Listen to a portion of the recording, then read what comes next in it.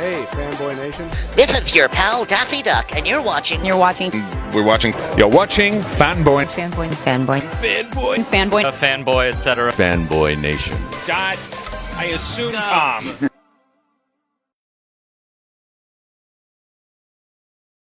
There are definitely some horror movies that terrify you, and this one is no exception. I get to speak with writer-director Jayden Creighton of his latest horror flick, The Matriarch, coming straight out of Australia. So if there is some glitches and delays, we went international with this call. Jayden, how are you today? I'm very well, thank you. How you doing? I am great. Thank you for reminding us why being a step-parent or having a step-parent is a terrible idea. Yeah.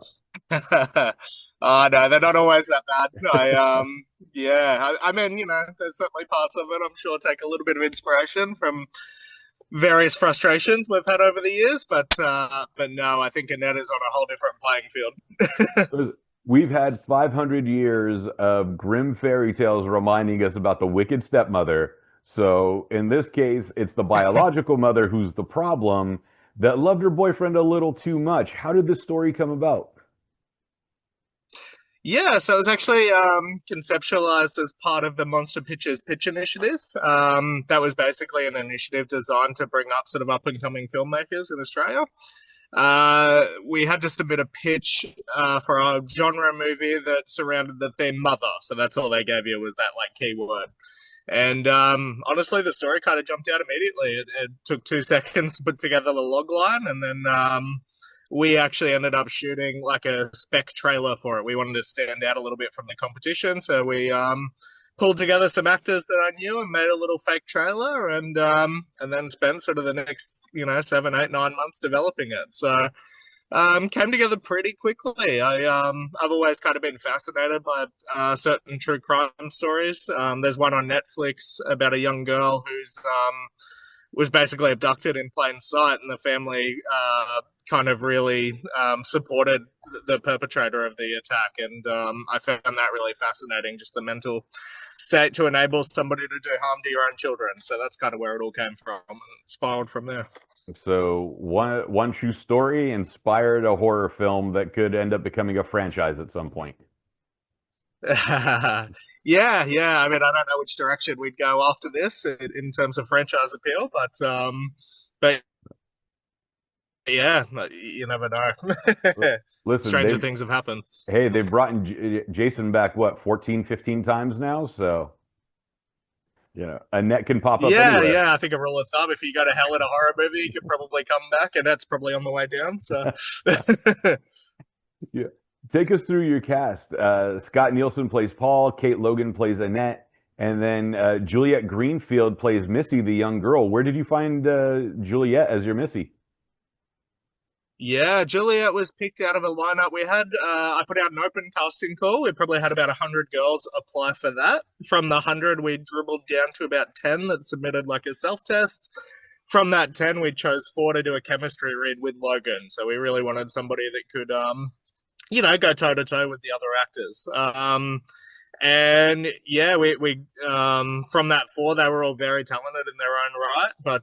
But yeah, Juliette just really, there was just a spark to her. There was a lot of palpable chemistry in the room between her and Logan. I think she walked out, and she was a little bit of an underdog because she was a bit younger than the other girls. We had to move a couple of things around logistically to make it work. The legalities of filming and stuff like that, because you're supposed to do it during school holidays, but with her, because of her age, we couldn't really accommodate that, so a little bit more had to go in it. But she was just amazing, and we're so glad we took the extra effort to get her in, because she was just so good.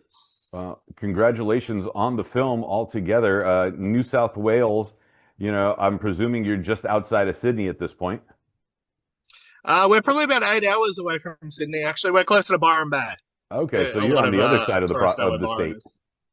Yeah, we're actually closer to Queensland. Most of my casting crew come from the Gold Coast and Brisbane, funnily enough. Yeah, and that's more of a rural area where you can film these type of horror flicks. Yeah, absolutely. We shot in a little town called Benalbo. So in the Northern Rivers, there's a bunch of these little towns kind of surrounding where I'm from, a town called Lismore. This one I'd actually never been to. I think it's a couple of hours drive from Lismore. And it was just like an old Hollywood backlot. It just kind of had everything that we needed and nothing that we didn't need. It was just, a street with a hardware store and a grocery store, then the house that we shot in, and then the B&B was around the corner. So it was perfect. It was all really streamlined. Hey, made it easy. And how was it like, Julia, we had to make sure Juliet's parents are on the set. She's got to be safe through all of this, reminding everybody that you got to worry about her mental health. Was her mom on the set or her dad? And like, how did that all play out? Yeah, so we had her mum and her stepdad there and her little brother. That was another thing. Logistically, we had to bring the whole family in, which was a little bit harder. And obviously just more costs involved when you're bringing in more people. But again, really, really important to just make sure Juliet felt safe throughout the process, as you said, making sure she felt comfortable.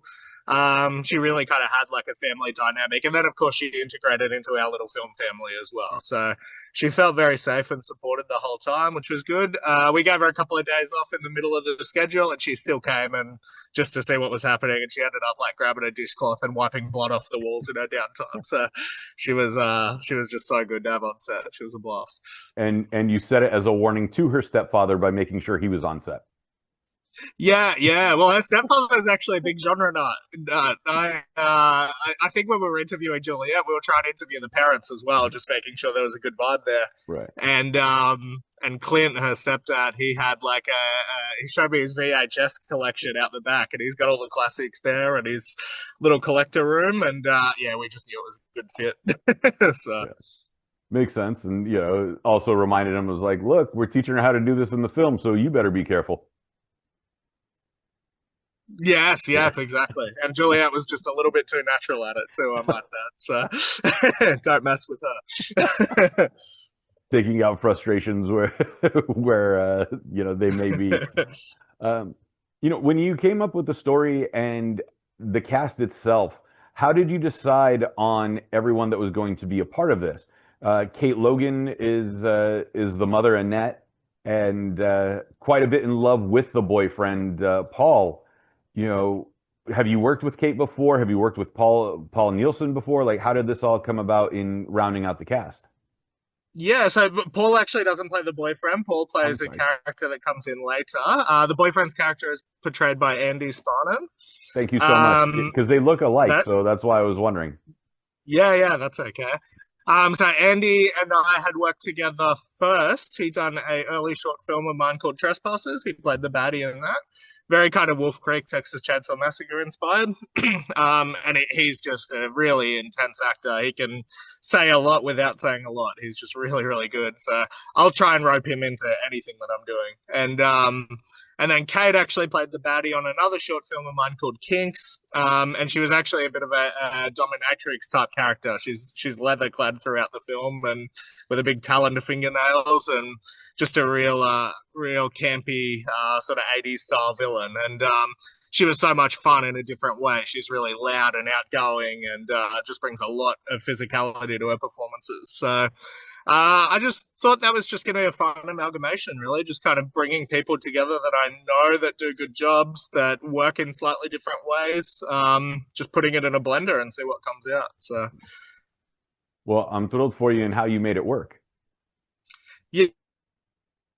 Yeah, lots of fun. I mean, part of my job is just bringing together the right people that can do it, and I have full faith in those people. They always do a really good job and always over-deliver, so... When you decide to put pen to paper, and you being the writer and director of the film, there has to be a moment where something seems like such a great idea, and you're reading through it, and you're trying to set up the shot, but it just doesn't work. How, as the director, do you divorce yourself from the written word when you put so much effort into making the script?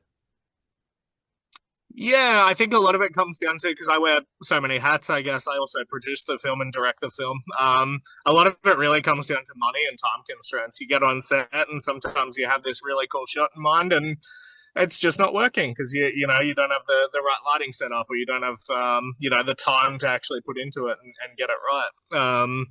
One example was when the characters make it outside. We wanted to do a big Sam Raimi style push in on the camera, but we didn't have enough light to hit that focus, and we didn't have a focus puller for that matter. Our DP was doing it all himself, so we ran it probably like 20 times because he really wanted the shot as well. But at the end of the day, we were like, we can't do it. We just have to film it this way. So um, sometimes it just comes down to trial and error. But it really, I think, gun to your head, you just have to make the call to keep the wheels moving because otherwise it's all for nothing. So.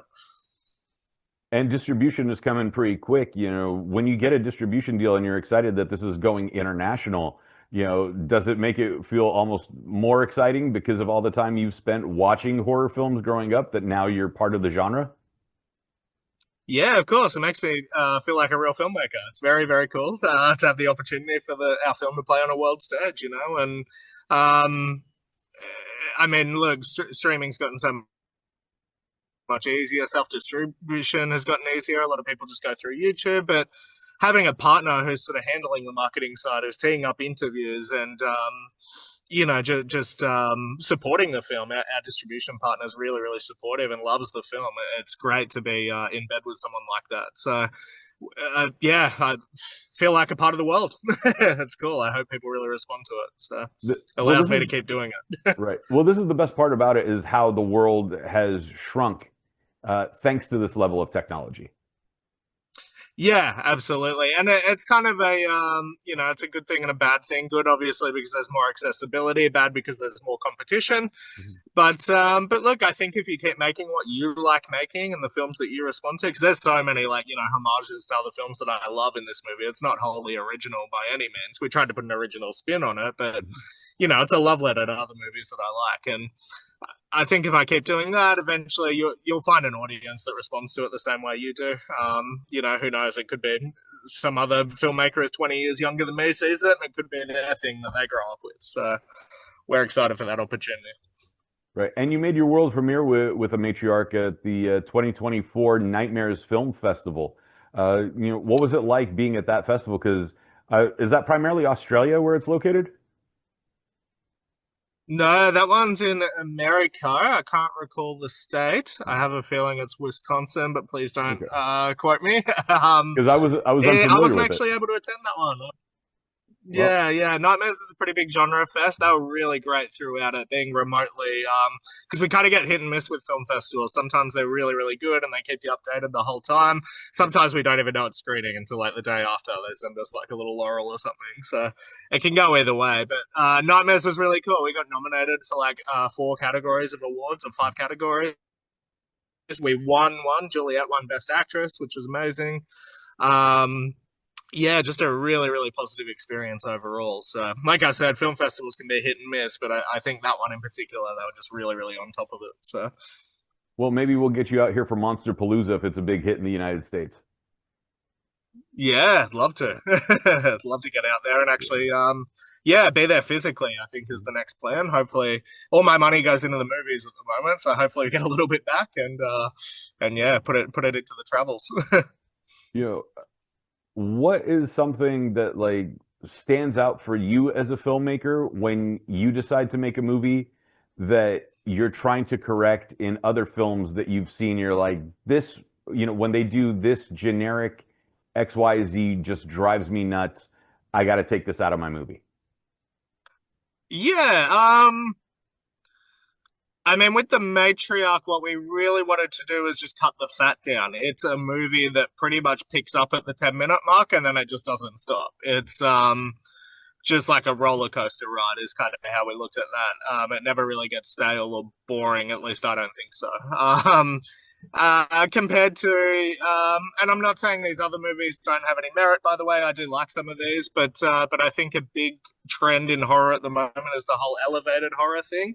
Sometimes filmmakers have a tendency to go a little bit arty with it, and they just draw out particular scenes that take way too long to get into it, and it becomes a bit of a slug to watch. So I think that's probably what I'm trying to change. I want my movies to be really captivating and engaging. I think, again, they're the movies that I sort of grew up with. I'm a 90s kid, so I was coming up as those kind of early 2000s movies were coming out. And a lot of people write those movies off, and, for good reason. Some of them are a bit dated, but for better or for worse, they are pretty action-packed, and they do keep you hooked from start to finish most of the time. So I guess that's something I'm trying to bring back.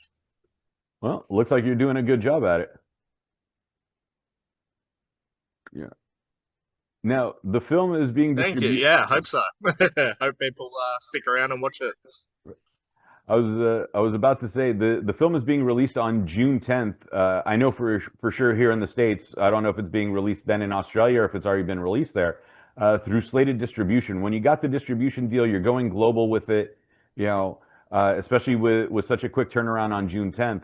What goes through your mind when you cut that deal and you're like, all right, this is going to be seen in the States, you know, on a large scale, or it's going to be seen in Australia or the UK or Germany or wherever, that you're bringing it to the world? Because when does it stop being your baby and when does it become everybody else's project? Yeah. I mean, first thought, because I was very, very new to distribution. This is the first time we've gone through a partner. So first thing was just getting the deliverables together. To be honest, so, you know, they're talking about closed captioning and different specs they needed, and the mixed down tracks. So it was a little bit overwhelming in that regard. Again, the distribution partner was really, really good about it. But once I got through like the initial reservations about that, it's just excitement. Like I said, just having that opportunity to get it out to people that are outside of my initial audience is really huge. So like I said, it just gives credence to the whole thing and just makes it feel like it wasn't for nothing. You know, it's all happening, which is a good thing. Well, I am thrilled for you and what's coming your way. Uh, you know, let's put it like this: it's Friday evening, don't feel like going out, want something new that I haven't experienced before. Why should we select The Matriarch as the horror film of the night?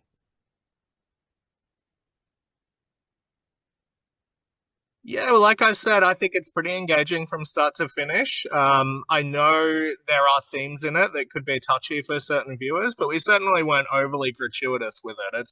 It's we try not to get into exploitative territory. We didn't want it to be a punish to watch by any means. When you're talking about a 13-year-old girl that suffers abuse in the home, that sounds like it could be really, really bad on paper. But look, honestly, check it out. It's a fun ride despite the themes in it. Really fun performances, both from the main villain and our little hero. Yeah, just check it out for I'd say the performances alone are probably worth watching. I dig it. Jayden, where can we find you on social media if we want to connect with you and the film once it's been released? Yeah. Everything I do is through my moniker, which is Duck Pond Productions. So if you check us out on Facebook, Instagram, we've got YouTube. If you want to check out a couple of our short films that let us here, anything Duck Pond Productions will be us. Awesome. Listen, thank you so much for your time. Congratulations on The Matriarch, out on June 10th. Make sure you check it out, especially if you're a big horror fan. I really appreciate your time, especially with the time difference, you being in Australia and me being in California in the States, and that we were able to make this happen.